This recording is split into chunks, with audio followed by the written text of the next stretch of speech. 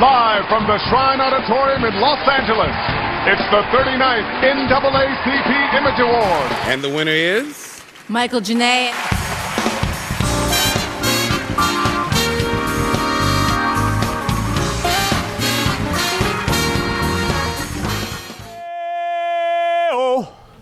Day-o, daylight come and me won't go home.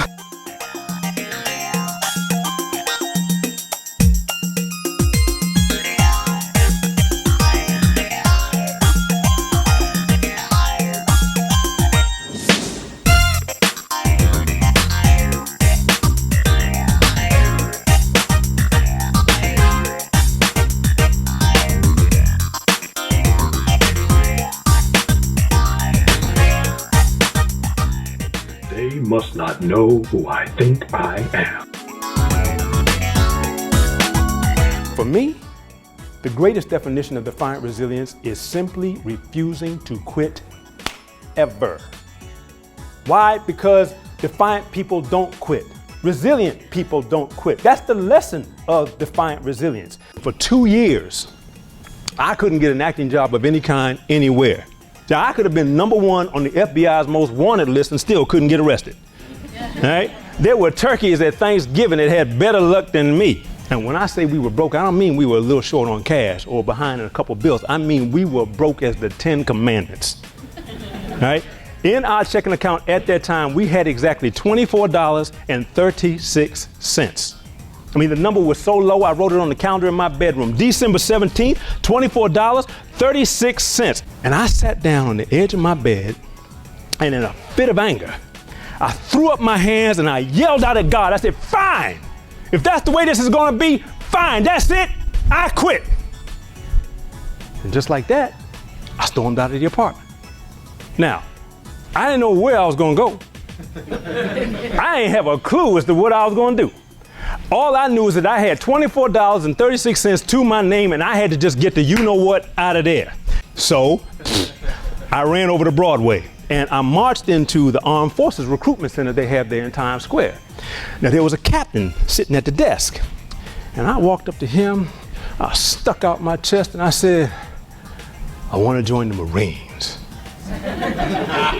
Now, I was 34 or 35 years old at the time, right? So the captain just looked at me like I was crazy. Finally, he said, I'm gonna need to see some ID.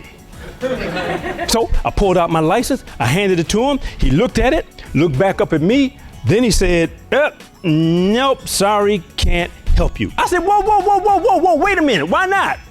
He said, you're too old. I said, too old? Well, so now, what was I gonna do? Well, I dragged my disgusted butt back home. That's what I did. But the minute I walked through my door, my telephone rang. When I picked it up, there was a woman on the phone. She said she was calling from a radio station and they were desperately looking for someone who could play a funny, irreverent, urban Santa Claus on the air, and she wanted to know if I'd be interested in the job. She said, if I would just say yes, they would overnight me a check. Well, when I heard that, I looked in the mirror, I smiled, and I said, ho, ho, ho, baby.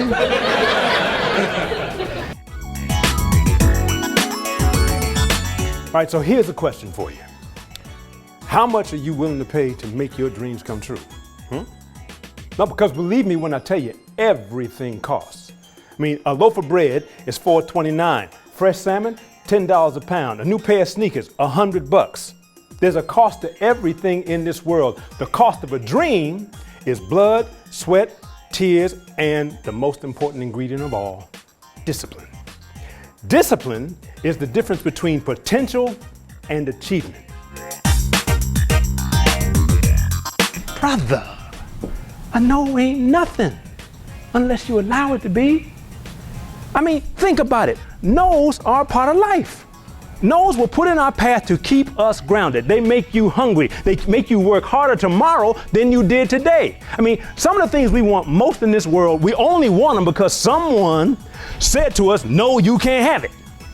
See, the no is what keeps us coming back for more. If we didn't get told no every now and then, well, then our yeses wouldn't be as sweet. And most of the no's we do get aren't even personal. They're just part of the game.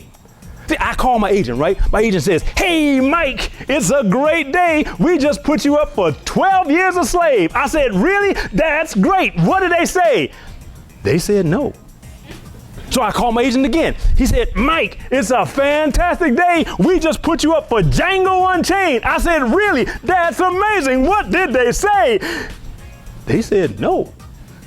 So I called my agent one more time. He says, Mike, it's a phenomenally spectacular day. We just put you up for Downton Abbey. I said, really? I love that show. What did they say? He said, are you kidding me?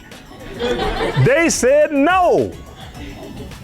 But see, I survived because a no ain't nothing unless you allow it to be. And remember this, nobody ever achieves greatness without going through some adversity first. Anybody you see sitting atop that mountain, I guarantee you heard a few no's before they got there.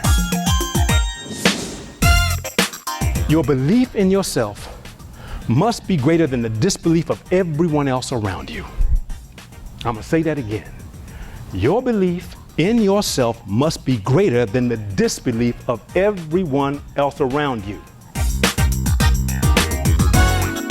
Look, we were all put here to finish what we start. I mean, that's what I tell anybody who ever comes to me for advice. When someone comes to me and says, Mike, hey, I got a great idea for a new script, or Mike, I got a fantastic idea for a new book. What should I do? How should I go about it? I tell them, whoa, slow down. It's really simple. Whatever you start, finish it. Don't worry about whether it's good or bad.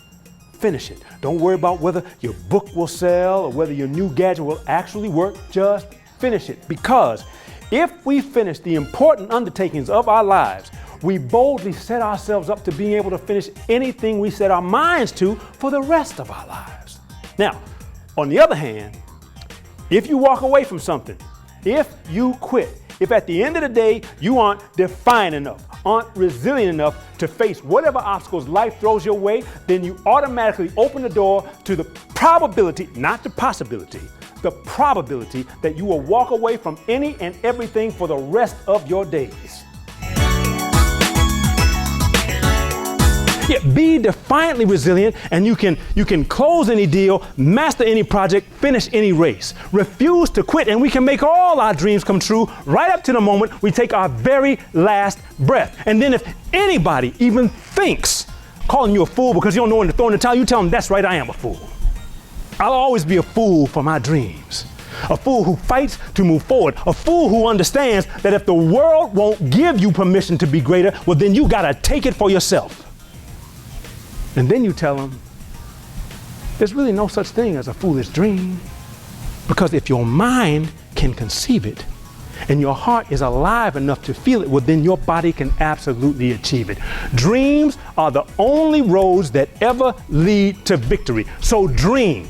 Seriously, dream, because I promise you, either you will start living your dreams today or you'll end up living someone else's dreams tomorrow.